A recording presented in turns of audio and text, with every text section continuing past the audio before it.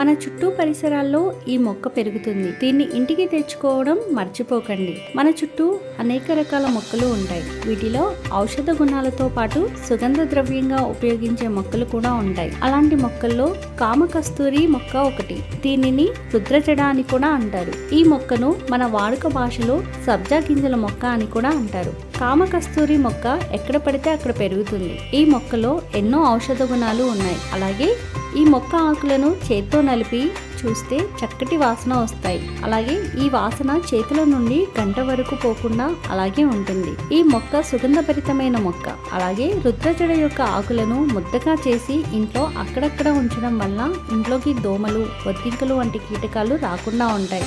ఇంట్లో కూడా చక్కటి వాసన వస్తుంది. అలాగే మొక్క నుండి ఎసెన్షియల్ ఆయిల్స్ ను తయారు చేస్తారు. ఈ మొక్క నుండి సబ్జా గింజలను మన దేశం నుండి ఎక్కువగా ఇతర దేశాలకు ఎగుమతి చేస్తారు. అలాగే ఈ సబ్జా గింజల్లో విటమిన్ ఇ ఎక్కువగా ఉంటుంది. ఈ గింజలను ఉపయోగిస్తే మనం ఎన్నో రకాల ఆరోగ్య ప్రయోజనాలను పొందవచ్చన్న సంగతి తెలిసిందే. సబ్జా గింజలు నీటిలో వేస్తే తెల్లగా అవుతాయని మనందరికీ తెలిసిందే. ఈ సబ్జా గింజలను తీసుకోవడం వల్ల శరీరంలో వేడి తగ్గుతుంది. అధిక బరువు సమస్య నుండి బయటపడవచ్చు. ఈ గింజల్లో క్యాలరీలు తక్కువగా ఉంటాయి. వీటిని తీసుకోవడం వల్ల కడుపు నిండిన భావన కలిగి ఎక్కువగా ఆకలి వేయకుండా ఉంటుంది. రుద్రజడ మొక్కను ఇంట్లో పెంచుకోవడం వల్ల దోమలు రాకుండా ఉంటాయి. అలాగే శ్వాస సంబంధిత సమస్యలు కూడా మన దరి చేరకుండా ఉంటాయి. ఈ మొక్క ఆకులను, గింజలను వాడటం వల్ల శరీరంలో రోగ నిరోధక శక్తి పెరుగుతోంది. గుండె సంబంధిత సమస్యల బారిన పడే అవకాశాలు కూడా తక్కువగా ఉంటాయి. పిట్ట సంబంధిత సమస్యలు, కడుపులో అల్సర్లు వంటి సమస్యలు కూడా తగ్గుతాయి. కొన్ని ప్రాంతాల్లో ఈ రుద్రజడ చెట్టు ఆకులను పచ్చడిగా చేసుకుని తింటారు. కొన్ని దేవాలయాల్లో